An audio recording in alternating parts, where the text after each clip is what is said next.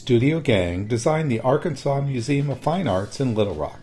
Completed in 2023, the design clarified the building's organization by transforming the 8 previous additions to the museum. The original 1937 facade is visible now. The circulation axis, with a pleated concrete roof, connects the varied program spaces. New amenities include the cultural living room and a restaurant that opens to the adjacent park. In addition to the museum's restaurant, try Camp Taco at Lost 40 Brewing for tacos and beer. Enjoy your visit to Little Rock.